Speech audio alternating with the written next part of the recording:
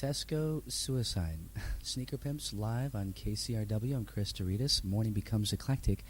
And we are joined in studio by Kelly Dayton on vocals, Liam Howe on keyboards, Chris Corner guitar, David Westlake on drums, Joe Wilson on bass. It's good to have you guys here. Thanks so much for joining us. Hello. Thank you. Congratulations on a fantastic album.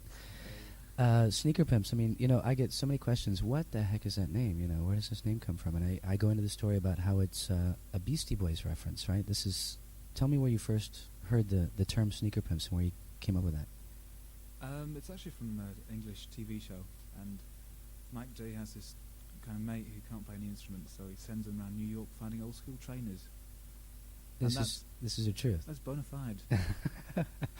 So you heard him describe Sneaker Pimp, the word Sneaker Pimp on the air. Yeah, it sounded a good idea to be called after someone who's entirely inept at music.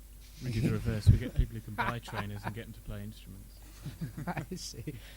So are you Beastie Boys fans? Can we say that? In spirit, yes. In spirit, but and just on record as well. I think probably. Yeah, but more just the idea of the name Sneaker Pimp being a reference to a reference to somebody who can't play an instrument. Yeah, very wise. Well, the origin of the band goes back to the two of you, Chris Corner and Liam Howe, right? That's where it all started. That's correct. Now, you guys grew up, outside of Manchester? No, that's not correct. That's not correct. See, I get bad information all the time, so this is how I clarify things. We grew up sort of around a place called Hartlepool, which is sort of near Newcastle. Near Newcastle. Yeah, northeast. So you were high school friends? You could say that. I kind of bullied him when I was younger. Yeah, he was just 3 years older than me. So like beat him up at the playground, that sort of thing? Yeah, definitely. He used to listen to me and his sister in the bedroom. Oh, come on. I did. He went out with my sister. Oh. And you guys started playing together under the name Frisk? Yes, that's very true. Yes. Yeah, Frisk and then Line of Flight. Frisk is, it was the very first thing we did. First thing you did. Now Frisk, that's an abbreviation. Yeah, well, that's a funny story because it's also cat food in England as yeah. well. Yeah. And it's Friskies here. Right? and Yeah. breath freshener as well. We found. Yeah. But we just put the dots in because it looked good on the record. Oh. And then after it, we thought we better, find some ridiculous acronym for the letters. So I think we came up with something like, what was it? Forever Reign in Self-Knowledge.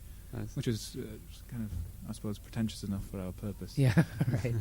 Well, why didn't you hang on to it when this came around? I mean, Sneaker Pimp's a great name, but what made you think, well, we need to do something fresh? And I think it was in the spirit of changing a name every couple of records. Oh, I see. And they kind of, we're anonymous, mysterious dance producers. And it was nothing about pop music then. It was about trying to be obscure and cool. Whereas this is not about being obscure. 1 out of 2 is not bad at that time. well, I guess the two of you at one point stumbled over Kelly Dayton in a club somewhere. Cleaning in a club, yeah. Feeling ready. But she was singing, though, right? Yeah, she was singing with Well, she was the Rex band. As I cleaned the windows, she used to sing. I enjoyed that. It was the band that you were working with previous to Sneaker Pimps, then? We were called the Lumieres. The Lumieres. Okay.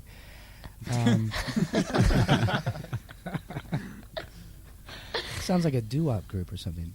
Yeah. Well, I suppose it was, in a way. You were getting a slap What in. kind of thing were you doing? Were you doing original material? Yeah.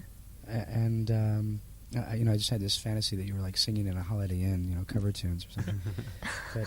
but no, it was original material. Yeah. And you were writing as well, and Yeah, I wrote all the material for that. I see. So the three of you got together, and the And, rest. hey presto. Yeah, presto, Sneaker Pimps. Well, I'm glad that it happened. We're gonna actually head into the next piece here. This is the title piece from the album, Becoming X, which for a time our producer Gemma Dempsey thought it might mean becoming cross, because X is what, the abbreviation I think that's very apt. Yes. for the word cross, right? Yeah. Well, I mean that was the great thing about the term. It is one of total ambiguity, and the X could be a cross, it could be a kiss, it could be, kind of any variable you wish. An old lover could be. It could be anything, indeed, anything you want. So yeah, it was a good way of describing the difficulties and the confusions which the album contains. Ooh, Very deep. well put. Sneaker Pimps live on KCRW's Morning Becomes Eclectic.